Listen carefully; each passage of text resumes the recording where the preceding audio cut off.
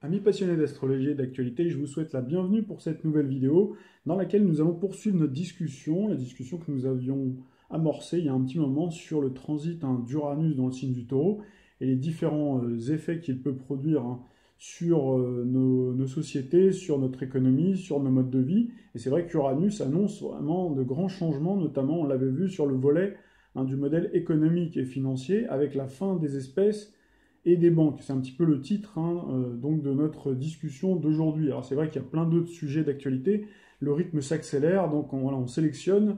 J'essaierai vraiment de faire le maximum pour couvrir un maximum de sujets, tout en sachant que, bien entendu, ce sera un peu compliqué d'arriver à atteindre cette excellence-là, puisque bon, on a d'autres activités aussi à côté. Voilà, alors donc il faut savoir que le Sénat a adopté, par rapport aux différents changements qu'on a pu remarquer, qui sont inhérents à Uranus en Taureau, on a remarqué que le Sénat a adopté le 28 juillet dernier une directive européenne sur le service de paiement qui légalise la pratique du retrait des espèces complémentaires auprès des commerçants lorsqu'on fait ses courses dans un magasin. Donc là, on voit que parallèlement aussi à cela, les pouvoirs publics sont en train aussi de plancher sérieusement sur la question de la fin de l'argent liquide. C'est quelque chose qu'on avait déjà annoncé il y a un petit moment, je crois que ça remonte à peut-être 2 ans. C'est dans les prédictions, je crois que c'était 2017, il me semble, ou peut-être 2016. Et là, c'est en train de se mettre en place. Donc c'est vrai que on en avait aussi parlé, on l'avait évoqué sur les effets du transit d'Uranus, la planète de la modernité et de la virtualité dans le signe du Taureau, qui est un signe, comme vous le savez, qui est gouverné par Vénus.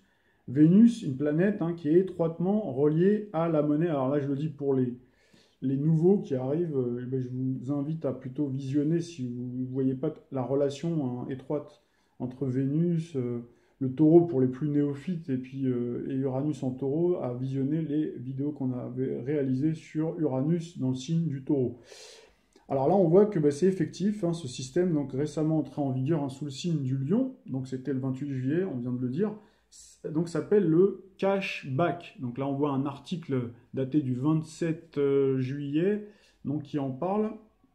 Donc là, on voit que c'est encore un qualificatif barbare dans la langue de Shakespeare, donc qui va implicitement en fait et subrepticement donc s'inviter dans le quotidien. Donc c'est vrai que la presse et puis les médias en ont quand même un petit peu parlé, mais en tout cas, ça va bouleverser vraiment complètement. Et là, on retrouve bien Uranus qui change tout, quoi, qui bouleverse donc la vie de millions de Français. Donc savoir que cette pratique en fait du cashback, elle existe déjà, elle est déjà très courante dans les pays anglo-saxons, notamment au Royaume-Uni et en Allemagne.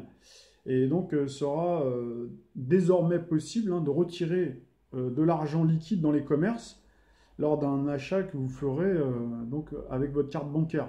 Donc vous pourrez, par exemple, en faisant vos courses, je ne sais pas si vous faites 50 ou 100 euros par exemple de courses, imaginons 50 euros, mais que vous payez, vous décidez de payer 60 et vous recevrez en fait en retour en espèces la différence de 10 euros. Alors c'est vrai que ce nouveau process peut sembler avantageux, il y en a qui vont y trouver un avantage, et notamment les personnes qui sont en zone rurale ou périurbaine, parce que c'est vrai qu'il est très difficile de trouver des distributeurs dans ces zones-là. Et ces nouvelles, par contre, ce qu'il faut retenir, c'est que ces nouvelles modalités font en réalité partie d'un arsenal de mesures, tout un processus très sophistiqué et parfaitement cohérent qui vise à transférer, donc ça on l'avait un peu abordé, les prérogatives du système bancaire, donc qui est ultra endetté. Donc comme vous avez vu, si on prend toutes les grandes banques, les banques systémiques, vous regarderez vraiment leur bilan, elles sont toutes ultra endettées. Et donc, et de transférer en fait tout ça au monde du commerce. Donc, et surtout, bien sûr, aux grandes firmes, les multinationales, la grande distribution, les géants d'Internet. De toute façon, c'est eux qui dirigent tout. Après, ça descend. Et là, vous avez déjà, parallèlement à cela, vous avez vu qu'on a également le prélèvement à la source, d'ailleurs, qui va responsabiliser de plus en plus les entreprises.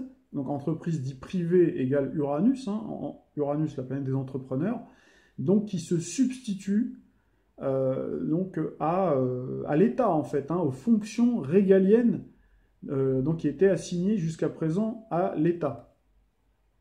Alors comment ce tour de passe-passe a-t-il pu être possible?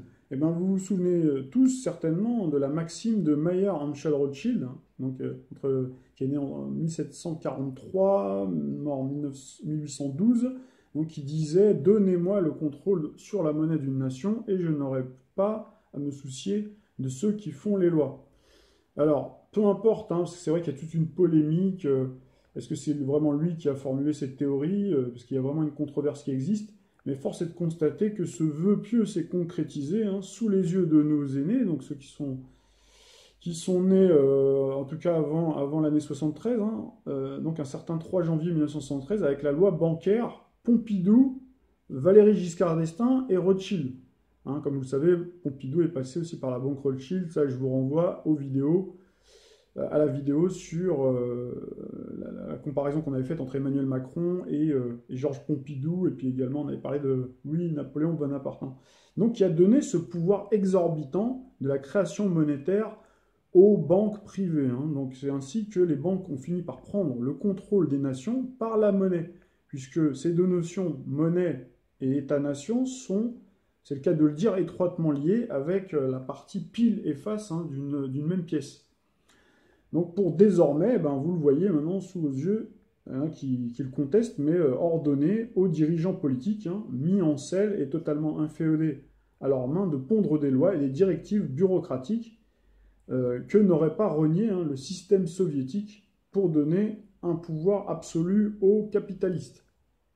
Alors pour les personnes qui sont encore sceptiques, hein, de savoir que le monde de la finance a pris complètement le contrôle, hein, de nos États, donc là je vous renvoie notamment aux vidéos sur Pluton, et puis après, si vous êtes vraiment pas forcément, je dirais, familier avec le langage céleste, vous pouvez écouter de toute façon nos hommes politiques, hein, qui, pendant la campagne présidentielle, l'ont carrément dit. On a eu même François Bayrou, je crois que c'était au micro de Jean-Jacques Bourdin, qui avait dit clairement, bon, le système financier ne veut plus se contenter uniquement du pouvoir économique, hein, qu'il a, mais également avoir le pouvoir, hein, total, c'est-à-dire également sur la politique. Alors là, bon, il dit ça, en réalité, ça existe depuis longtemps, et ça, on l'a vu justement au travers des vidéos sur Pluton. Donc là, il faut regarder Pluton en Scorpion, hein, notamment avec les confessions assez incroyables de François Mitterrand, donc avant de rejoindre son créateur, et donc qui disait à sa femme, Danielle Mitterrand, bon, bah, qu'il n'avait plus le pouvoir, qu'il n'avait pas le pouvoir, il avait gagné un État, mais pas le pouvoir d'être à la tête d'un État, mais pas le pouvoir total de faire ce qu'il avait promis en campagne présidentielle. Et d'ailleurs, on l'a vu, dès 1983, hein, c'était le tournant de la rigueur, c'est-à-dire qu'il y a eu congé payé, les 5e semaine de congé payé, on a eu donc comment dirais-je, la retraite à 60 ans. Hein, il y a eu quelques promesses quand même qui ont été tenues, puis après, hop, tout de suite, 2 ans après, c'est le tournant de la rigueur de Pierre Mauroy, et d'ailleurs c'était sous l'égide du cycle Saturne-Pluton, hein, donc d'ailleurs qui était vraiment donc à la fin Balance, début Scorpion, et non, on retrouve en ce moment dans notre ciel, hein, Saturne-Pluton, mais cette fois-ci dans le signe du Capricorne. En tout cas, voilà, pour revenir à ce que l'on disait tout à l'heure, hein, donc effectivement, donc ce pouvoir capitalistique, hein, il se retrouve ici dans le paradoxe, hein, propre à Uranus, hein, qui est justement cette planète, hein, qui est vraiment étroitement associée aux capitalistes, et dont le fameux principe est la fameuse main invisible, dont on a déjà parlé d'Adam Smith, hein, de 1776, donc c'était quelques années avant la découverte d'Uranus, qui considérait que la poursuite des intérêts individuels et égoïstes, hein, qui conduit naturellement chaque personne à vouloir améliorer sa situation économique, entraînerait une amélioration de la situation collective, et donc à l'échelon national. Donc grâce à cette espèce, si vous voulez, de main invisible, donc un véritable mécanisme un peu divin, autorégulateur, hein, du marché, qui permet, grâce à la concurrence pure et parfaite et une utilisation optimale, hein, des ressources productives, donc d'assurer justement cet équilibre, quoi. Donc il était question pour que cela, hein, pour que ça fonctionne, que l'État, au niveau économique, justement, n'intervienne pas. Parce que la doctrine, si vous voulez, des libéraux, à la base, ce qu'on retrouve encore aujourd'hui, hein, des néolibéraux, c'est que voilà, l'État doit le moins intervenir possible. Elle doit laisser les agents économiques, voilà, se débrouiller tout seuls, et puis ne pas venir perturber l'ordre naturel. Voilà. Or, on a vu dans l'histoire, donc dans notre histoire, hein, contemporaine, que cette concurrence exacerbée, au bout d'un moment, quand on met en concurrence tous les agents économiques, eh ben, elle se transforme en loi de la jungle, hein, où c'est les plus forts qui finissent par manger les plus petits, pour se retrouver dans une situation de monopole. Et d'ailleurs, la crise des années 30 fut l'aboutissement des conséquences logiques de ce capitalisme sauvage, donc victime de ces contradictions, avec, on a eu la surproduction et la concentration des richesses dans les mains d'une élite. D'ailleurs, c'est à cette époque-là que le jeu, le Monopoly, que tout le monde connaît, qui consiste à, justement, vous êtes plusieurs joueurs, et puis vous avez déjà joué, qui consiste à acheter toutes les rues, et à devenir après le seul, de manger les autres, et puis de se retrouver après tout seul et d'être le gagnant. Et bien c'était à cette époque-là que ça a été inventé, c'est pas un hasard. Alors, un petit tour sur notre carte du ciel du jour. Donc, nous sommes le samedi 25 août, il est 14h30.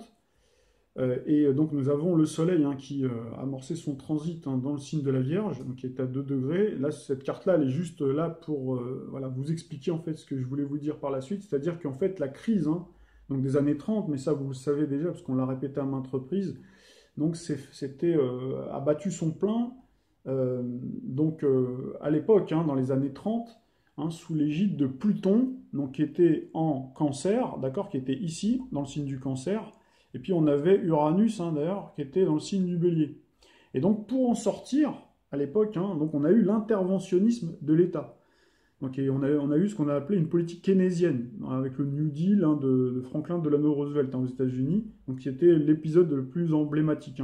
Et à notre époque, on a retrouvé le cycle faux jumeau, c'est-à-dire qu'on a eu Pluton, donc là, qui est toujours là d'ailleurs, en Capricorne, donc là qui est ici à 19 degrés, donc qui avait démarré dans les années 2007, premières incursions, et surtout 2008, en Capricorne, et puis on a eu après, à partir de 2010, surtout 2011, Uranus en Bélier, et on a eu la reformation de ce cycle, cycle faux jumeau de la grande crise, mais sauf avec Pluton qui est dans le signe opposé, d'accord?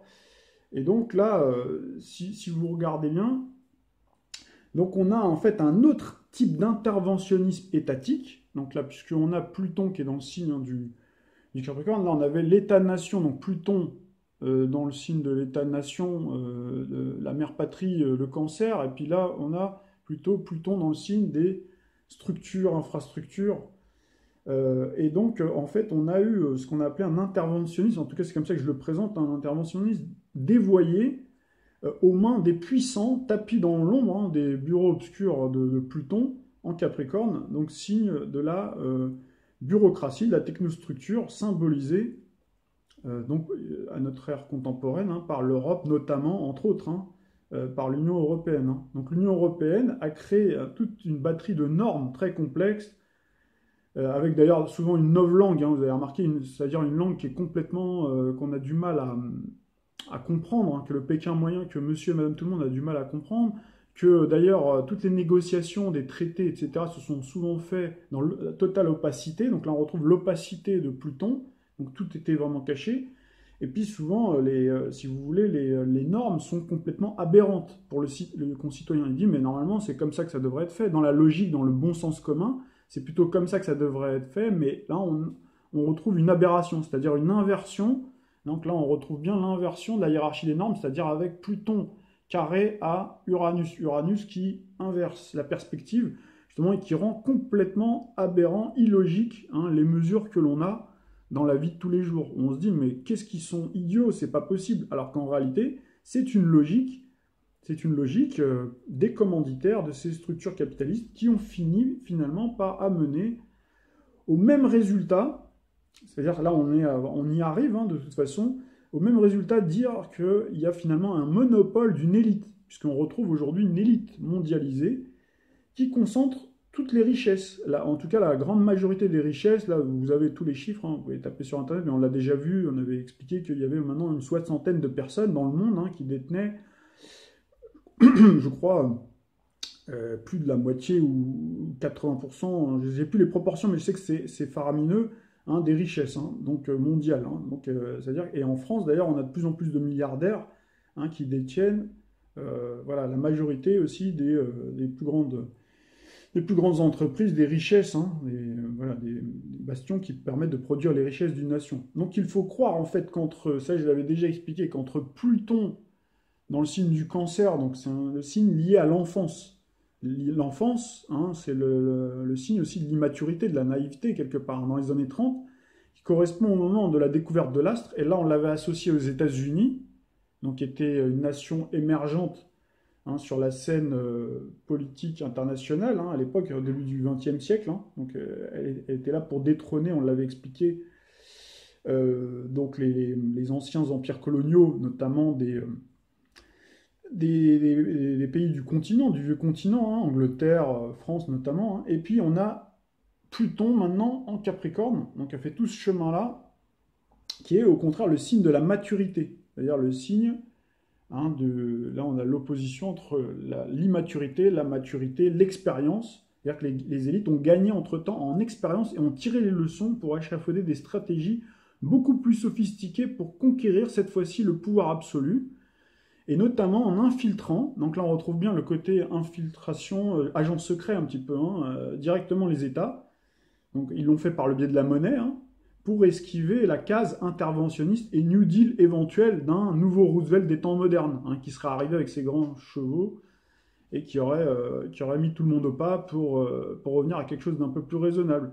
Et normalement c'est ce qui devait être le cas après la crise des subprimes, pour réguler, corriger les excès. Mais malgré l'annonce des dirigeants, pour donner le change souvent à l'opinion publique, les banques centrales ont continué à faire fonctionner la planche à billets. Donc il n'y a eu en plus aucune politique redistributive qui a été mise en place. Alors, si vous entendez quelqu'un qui vous parle de la taxe Tobin, qui vous parle de toutes ces mesures qui avaient été soi-disant prises pour la régulation, donc, je vous invite, si vous le voulez bien, à lire l'article qu'on avait publié le 21 juillet dernier. D'ailleurs, c'était un peu à la demande, j'avais essayé de faire un mix, à la demande d'une des internautes, donc qui est fidèle de la chaîne, et qui m'avait demandé de faire un article sur le Premier ministre espagnol, Pedro Sánchez, donc qui avait annoncé qu'il allait taxer les banques pour financer les retraites. Donc c'est vrai que là, tout le monde, quand on entend ça, tout le monde se dit « waouh, chouette, etc. » Mais en fait, l'idée de taxation des banques pour compenser le risque systémique qu'elles ont fait courir à toute l'économie, donc c'est vrai que ça avait été introduite. Ça, c'est clair que c'est vrai. Ça avait été introduite dans les prémices de la formation, donc je l'ai indiqué ici, du cycle justement Uranus-Pluton. Ça, c'était en 2011. Mais voilà, ce que j'expliquais, c'est que ce dispositif était trop insignifiant pour être efficace déjà d'une part. Donc déjà, le montant était dérisoire, déjà pour dissuader de faire des bêtises sur les marchés, etc. Mais en plus, ça, dans le secret le plus total, c'est-à-dire qu'une fois qu'on l'a annoncé aux gens, on a dit voilà, on va faire les taxes pour les banques, on va essayer de réguler. En fait, dans le secret le plus total, une fois qu'on a rassuré l'opinion publique, on baisse tout ça. Et on apprend d'ailleurs de sources sûres que cette taxe bancaire est déjà programmée pour disparaître en janvier 2019. Tiens, donc, comme par hasard, sous le cycle Uranus dans le signe du Taureau, ou en tout cas, il ne sera pas loin, puisqu'il sera en mouvement rétrograde dans le signe du Bélier. Donc justement, là, on retrouvera un petit peu le cycle Uranus-Pluton, avec Uranus qui refera une petite marche arrière en Bélier. Mais encore une fois, dans le plus grand silence, voilà, alors que normalement, si vraiment il y avait une vraie volonté politique de faire, alors peut-être pas un New Deal, mais au moins de réguler, au moins, c'était d'augmenter justement ces taxes, pour éviter justement qu'on se retrouve dans la même situation catastrophique de cette année 2008. On a eu la crise des subprimes et la crise Lehman Brothers. On le voit bien, non seulement il n'y a pas de politique redistributive, donc une politique keynésienne pour redonner en fait finalement du pouvoir d'achat aux gens, pour qu'après ils puissent à nouveau consommer, et aussi pour donner aux entreprises la capacité d'investir pour relancer la croissance. Ça, c'est même pas la peine d'y compter. Pire, on a en fait Emmanuel Macron. Donc la preuve en chiffres, ça c'est un article de Capital, voilà, donc Capital du 24 juillet, donc qui explique, preuve à l'appui, que Macron c'est bien le président des riches. Donc ça veut dire qu'en fait, ça accroît encore le monopole, si vous voulez, déjà tout puissant. Donc cette politique en faveur des plus riches et des agents économiques déjà existants qui sont déjà tout puissants, donc ça, si vous voulez, ça accentue encore le côté monopolistique. Donc après la fin du cycle Uranus en Bélier, donc là vous le savez maintenant, on a Uranus en Taureau qui va enraciner cette tendance forte, puisque le Taureau, vous le savez, c'est le signe de l'économie entre autres. Donc c'est pas un hasard, d'ailleurs, on en avait parlé, si Apple Dès le 11 mai dernier, sous un soleil dans le signe du Taureau, en synchronicité avec l'arrivée d'Uranus quelques jours plus tard, c'est-à-dire le 16 mai, lancé avec la collaboration de Goldman Sachs sa propre carte bancaire. Encore une fois, on est en présence d'un article de Capital, 11 mai 2018, donc Apple et Goldman Sachs, drôle d'alliance pour une carte bancaire. Et donc ce système-là s'appellera l'Apple Pay, donc il sera effectif a priori en 2019, très certainement avec le retour d'Uranus, hein, après le 7 mars, puisque en fait il y aura ce moment de rétrogradation en bélier, puis on retrouvera Uranus en taureau, et là cette fois-ci il sera parti pour de bon, pour aller jusqu'au bout, jusqu'au 26 avril 2026, donc dans le signe du taureau. Et donc on aura certainement les autres GAFA, c'est-à-dire les grands géants d'Internet, hein, Google, donc on a Apple, on a Facebook, Amazon, etc. et bien d'autres encore, hein, donc, qui vont suivre très certainement. Et puis on a un autre système, on a également aux USA, hein, on a un système qui s'appelle le Visa Cashless Challenge. En fait, la firme Visa, donc qui produit les cartes bancaires, hein, vous connaissez tous la carte bancaire avec votre... il y en a qui ont Mastercard, il y en a qui ont Visa, offre en fait aux États-Unis depuis maintenant un petit moment des offres, des sommes colossales et très alléchantes aux établissements qui accepteront de ne plus en fait prendre les espèces auprès de leurs clients. C'est-à-dire que en gros, Visa vous donne de l'argent aux commerçants, et les appâte comme ça, en leur disant par contre on vous donne ces sommes-là, mais vous acceptez plus. Vous dites ah j'accepte plus, comme à un moment donné il y a des encore aujourd'hui hein, des commerçants qui n'acceptent plus les chèques. Voilà, les chèques parce qu'ils ont peur qu'ils soient sans provision. Ben là, c'est un peu la même chose, le même système.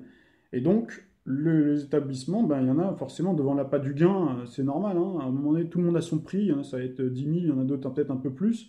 Mais ils finissent tous par céder. Et en fait, donc ce qu'on remarque, c'est que la restauration, c'était encore l'un des derniers bastions où l'argent liquide était majoritairement utilisé pour payer sa note, si vous voulez. Hein. D'ailleurs, moi, c'est vrai que quand je vais au restaurant, et même de manière générale, moi j'ai pris cette habitude-là de beaucoup plus payer maintenant avec les espèces, depuis un petit moment, depuis quelques années, à cause justement de tout ça, pour endiguer ce phénomène-là. Je ne paye pas, par exemple, avec le sans contact. Hein, à chaque fois, on me dit sans contact, moi, hors de question, voilà. Justement, pour essayer de contrecarrer, mais de toute façon, malheureusement, la tendance est en marche, hein, donc c'est difficile de l'arrêter tout seul, il faudrait être vraiment nombreux, mais en gros, voilà, les gens vont au restaurant, ils payent avec du liquide. Et voilà, donc ils essayent, si vous voulez, d'attaquer aujourd'hui la restauration. Et c'est vrai que les passionnés de l'astrologie le savent, hein, que ce secteur d'activité, donc la restauration, les métiers de bouche, mais la restauration en particulier, même la boulangerie, enfin, vous voyez, là où on va finalement faire ses petites courses, hein, acheter le pain ou aller chez son boucher, etc., on paye souvent en liquide. Et ben, le taureau est étroitement associé donc à ce phénomène-là. Et donc avec l'avènement d'Uranus en taureau jusqu'en 26 avril 2026, il y a fort à parier que les partisans de la fin des espèces finiront par conquérir, et là on retrouve bien l'idée un petit peu de repousser les espaces de liberté, donc d'Uranus. Hein. Donc c'est la dernière chasse gardée qui n'a pas encore succombé totalement aux sirènes des cartes de crédit, mais qui risque malheureusement de tomber. Alors la question qu'on peut se poser, c'est pourquoi cette volonté à tout prix forcenée de la fin des espèces, hein, comme par exemple en Suède, hein, qui est un laboratoire à ciel ouvert. Alors vous avez remarqué, il y a plein de petits laboratoires à ciel ouvert. On a la Grèce pour une partie, et puis on a également la Suède hein, pour la partie plus a priori monétaire. Alors en fait, c'est une façon de prolonger l'illusion que vos banques, qui sont ultra endettées, hein, vous pourrez regarder les bilans, dans leur qu'ils ont en fait dans leur coffre-fort, hein, l'argent en fait qu'ils vous prêtent quand vous allez faire un prêt bancaire pour acheter une maison par exemple, ou même un crédit à la consommation, vous pensez, beaucoup en tout cas pensent que l'argent, les banques l'ont dans leur coffre, ou en tout cas une partie. En réalité, c'est pas du tout le cas. C'est-à-dire que, alors je vous la fais très courte, en réalité c'est plus complexe, mais ça on avait déjà vu une vidéo là-dessus. Hein. Donc là je vous renvoie aux vidéos sur l'euro. À un moment donné j'ai diffusé une vidéo qui vous explique très concrètement comment fonctionne le système bancaire. Mais en gros, je schématise hein, bien entendu, mais en gros c'est à partir de rien, à partir du néant quoi. C'est-à-dire qu'ils n'ont pas l'argent, c'est ce qu'on appelle la monnaie scripturale, donc c'est le système bancaire, donc ils créent l'argent à partir de rien. Et on se rend compte que 45 ans donc après l'utilisation intensive et abusive de l'argent dette, puisque c'est avec cette loi bancaire de 1973 qui a donné ces prérogatives exorbitantes donc aux banques privées, au détriment de des banques nationales, hein, de créer l'argent, donc qui alimente cette croissance. Voilà, c'est-à-dire qu'une fois que le crédit est remboursé, donc une fois que vous avez remboursé votre crédit, hein, l'argent est détruit, et puis après il faut refaire d'autres crédits pour faire marcher en fait l'économie, hein, pour remplir la baignoire. Si vous vous souvenez de la vidéo, hein, il y avait une baignoire à chaque fois qui symbolisait justement l'eau qui symbolisait l'argent et la baignoire qui symbolisait justement la croissance, hein, du pays, qu'il fallait toujours alimenter, qu'il fallait toujours mettre suffisamment d'eau pour que la croissance pour que l'économie finalement fonctionne, quoi, hein. C'est un petit peu le rôle des banques normalement d'arriver à ce système-là, quoi. Et là, donc, on s'est aperçu que ben, les banques à partir de rien, finalement, se sont enrichies. Ça a mis 45 ans donc, sur le dos des peuples, grâce au taux d'intérêt, donc sur un bien collectif, donc la monnaie, hein, on l'avait rappelé tout à l'heure, hein, qui est normalement consubstantielle à une nation. Donc, ils sont arrivés au bout du chemin de cette escroquerie, en fait, mondiale, quelque part. C'est-à-dire qu'aujourd'hui, on se rend compte qu'on est au bout du bout. Ils peuvent pas, les États sont ultra endettés aujourd'hui, ils peuvent plus faire plus, si vous voulez, puisque les États aujourd'hui sont tous à des niveaux d'endettement faramineux. Donc aujourd'hui, d'ailleurs, ce que je leur ai demandé, vous avez vu, c'est cette fois-ci de tirer sur la force vive, c'est-à-dire de privatiser. Hein, c'est ce qui est en train de se passer. On va en parler un peu plus tout à l'heure. Mais en gros, hein, cette espèce de système pyramidal géant, sorte de Ponzi généralisé, on a vu, hein, le démantèlement de ce système Madoff, qui était en fait rien du tout, c'était un petit, quoi. Enfin, rien du tout, c'était quand même des milliards. Après, c'était 89 milliards. Mais là, on parle de 100 000 milliards, hein, et voire même peut-être plus, hein. Je vous dis le chiffre comme ça de mémoire, mais je sais que c'est vraiment faramineux. Donc souvent, ça c'est aussi le lot du système bancaire, et même dans tout, à chaque fois, c'est pour faire croire qu'on fait le ménage. Et là, on retrouve bien le Capricorne, hein, aussi, hein, dans sa faculté à nettoyer, puisqu'il est gouverné par Saturne, la planète qui fait les purges, hein, qui nettoie. Donc de temps en temps, mais qui nettoie, mais comment dirais-je, qui se focalise sur un détail, voilà, qui met le focus sur un détail. Donc c'est-à-dire qu'on va balancer un gars, on va dire c'est pas bien, on va le passer à la moulinette, sur la machine, dans la machine médiatique, le tribunal médiatique, etc., et également par la case justice quand c'est nécessaire. Mais pendant ce temps-là, dans le dos, on continue à faire pire encore. Donc ça, c'est valable d'ailleurs pour tout, hein. C'est valable aussi on en parlera un peu plus tard, pour les crimes, tout ce qui est harcèlement sexuel, etc. D'ailleurs, on retrouve encore, vous voyez, Pluton, hein, tout est lié, hein. On croit qu'à chaque fois, on saucissonne les sujets, mais en fait, tout est réellement lié. Enfin, voilà. Là, je vous parle Je faisais une petite digression, mais tout ça pour vous dire que ce système de Ponzi, en fait, il est vraiment généralisé à tous les étages, à toutes les nations, hein, puisque toutes les nations fonctionnent comme ça. Donc qui a provoqué justement crise sur crise, ruiner les pays, hein, on est en train de ruiner les pays, notamment la Grèce par exemple, hein, on pourra en parler un peu plus tard, à s'accaparer aujourd'hui nos biens publics via les politiques d'austérité imposées partout. Donc si ce n'est pas encore totalement le cas, si on n'est pas encore arrivé totalement à la ruine, en tout cas c'est en cours avec toute la série de privatisations. Vous avez vu tous les grands fleurons industriels français déjà depuis un petit moment, hein, qui tombent dans l'escarcelle du privé. Et puis on a eu l'épisode emblématique d'Alstom, donc vendu par Macron. On a les sociétés d'autoroutes, ça c'était sous Sarkozy. On a les grands services publics, c'est en cours avec SNCF. On a les aéroports également, Française des Jeux, les barrages, voilà, les aéroports, donc avec les conséquences désastreuses, hein, sur la qualité du service rendu. Donc l'exemple le plus flagrant, c'est l'état déplorable aujourd'hui, c'est-à-dire notre bien commun à tous, des routes. Hein, avec, paradoxalement, là on retrouve le paradoxe d'Uranus, hein, des actionnaires qui, eux, se gavent comme jamais. Et puis on a eu également, hein, le pont, le terrible accident là, du pont à Gênes notamment, hein. Donc là on a un article, l'état déplorable de nos roues, donc là c'était Brunet, RMC, est déplorable, ce n'est pas à l'automobiliste de payer, et puis vous vérifierez par vous-même, vous verrez que les actionnaires vraiment se remplissent les poches avec quelque chose qui appartient normalement à la collectivité. Donc là, on retrouve encore la conséquence d'Uranus, on l'avait déjà rappelé aussi pareil, hein, donc la Chine, puisque maintenant c'est international, hein, c'est-à-dire que là, il n'y a pas que... Forcément, ça ouvre la porte aux entreprises étrangères, donc là, pourquoi la Chine achète des milliers d'hectares de terres agricoles françaises. Donc vous verrez, il y a le même phénomène, vous voyez en Grèce, on en reparlera un peu plus tard, mais On a par exemple le port du Pirée, le fameux port qui appartient aux Chinois, hein, etc. Donc c'est exactement ce qui est en train d'arriver aussi, malheureusement, progressivement en France. Donc là, on retrouve bien les éléments naturels, hein, taureau, puisque le taureau, c'est un signe terrien, hein, c'est un signe de printemps, c'est le signe de la terre. Donc là, on retrouve bien les forêts, on retrouve bien nos surfaces, nos terres cultivables, voilà. Et puis on retrouve également l'eau, hein, qui passe également entre les mains du privé, ou en tout cas qu'il était déjà, mais où le privé se permet, et là on retrouve bien la dimension uranienne qui se permet de repousser l'espace de liberté. D'accord? C'est comme si vous aviez votre voisin, il avait déjà rappelé, hein, qui repousse à chaque fois les limites, c'est-à-dire que normalement chacun doit respecter la liberté de l'autre, hein. Sa liberté personnelle s'arrête là où commence, comme dirait, celle des autres. Mais malheureusement, voilà, à chaque fois on repousse. Et là, on a le géant de l'agroalimentaire Nestlé, hein, qui s'est vraiment totalement accaparé les nappes phréatiques Vittel.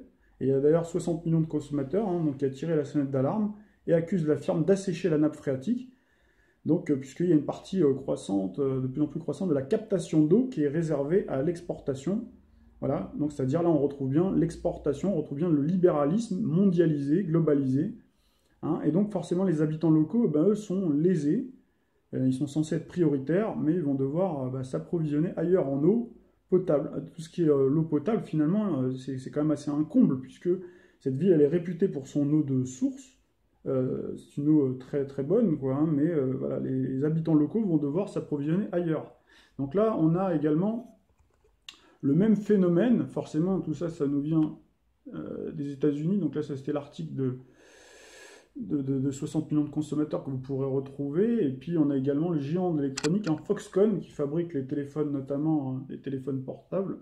Donc, le fabricant mondial d'électronique a reçu l'autorisation le 30 avril, tiens, donc sous le signe du taureau, 2018, hein, de pomper, donc à quelques jours du transit d'Uranus, hein, de pomper l'eau du Michigan, pile au moment où le soleil séjournait dans ce signe-là, donc vous le savez, le signe de la nature, donc c'est ce business de l'eau douce, donc est en train, c'est vraiment un terrain glissant et qui menace clairement notre survie, hein, si ça accapare toute l'eau, l'eau c'est quand même vital, hein. Donc, comme vous pouvez le constater, le capitalisme, hein, symbolisé par Uranus, ne recule devant rien pour conquérir de nouveaux espaces de liberté et s'accaparer nos biens communs. Alors aujourd'hui, on a les biens d'utilité publique, hein, vous avez vu, donc voilà, les services publics, etc., les bijoux familles de la nation. Mais demain, malheureusement, une fois qu'ils auront fait le tour, hein, on aura nos biens privés, hein, qui sont sur lesquels ils lorgnent, hein, on en avait déjà parlé, assurance vie, épargne. Donc l'instauration de l'euro, hein, c'est vrai qu'il est tant décrié, d'ailleurs on avait fait toute une série de vidéos là-dessus, à juste titre, hein.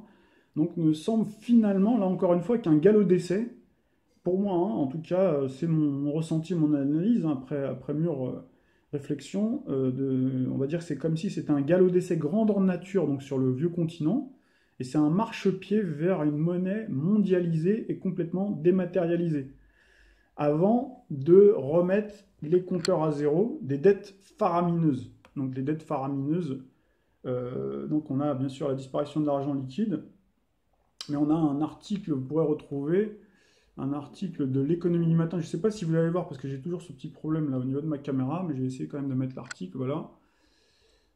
Donc ça a été écrit par un spécialiste, hein, de la finance, donc il vous parle du forum de Davos, où vous avez Christine Lagarde, hein, comme vous le savez, qui est directrice du FMI, et qui parle tout le temps de la remise à zéro du système financier, donc qui peut effectivement, qui va tous nous ruiner. Donc là, vous voyez d'ailleurs la dette, les montants colossaux, et donc il parle de reset en anglais, donc c'est ça, hein, ça veut dire remise à jour, quoi, hein, mise à jour. Et donc voilà, à mon avis, donc ça se fera, cette phase-là, qu'une fois que l'oligarchie aura accompli sa mission, c'est-à-dire d'avoir gagné la partie de Monopoly géant avec la monnaie de singe. Donc c'est pour ça qu'ils continuent à faire fonctionner la planche à billets. Et d'ailleurs, on voit, vous avez par exemple quelqu'un comme Patrick Drahi, donc Patrick Drahi qui est PDG de SFR, qui a une dette qui est équivalente à un petit État enfin, équivalent d'une dette d'un petit État européen qui est de 45 milliards d'euros. Et personne ne lui dit rien, quoi. Ça continue comme ça. Donc, c'est-à-dire que ces gens-là, en fait, sont au courant de choses, comme dirait Anne Romanoff, on ne nous dit pas tout. Effectivement, elle a bien raison de faire ce type de sketch-là, parce que c'est le moins qu'on puisse dire. On nous raconte même beaucoup de salades pour endormir les gens. Et en réalité, il y a des choses qui se passent en sous-main. Donc là, on retrouve encore une fois Pluton.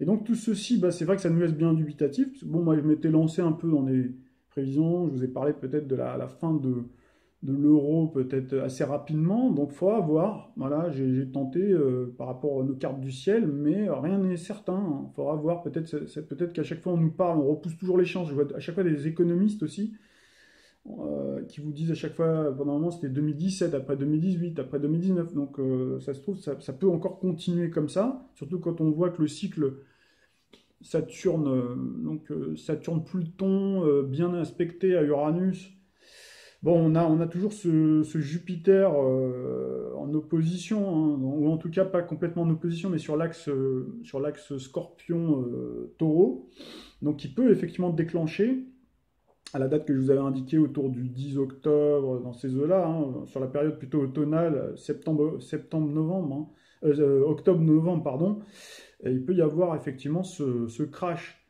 Donc il faudra voir, est-ce que ce sera un gros crash ou est-ce que ce sera juste un petit réajustement, comme il peut en arriver des petits frissons, quoi. Voilà. Ou est-ce que ce sera beaucoup plus tard, donc là, ben, pendant les premières incursions, de Pluton en Verseau. Et donc ça, on aura l'occasion d'en parler quand on terminera la série sur Pluton, avec Pluton dans le signe du Verseau. Donc à partir de 24 mars 2023, on aura les premières incursions de Pluton, donc planète, hein, du pouvoir, planète de l'argent, de la Banque mondiale, dans le signe donc virtuel, quelque part, hein, en tout cas qui représente la modernité, qui représente aussi le côté virtuel.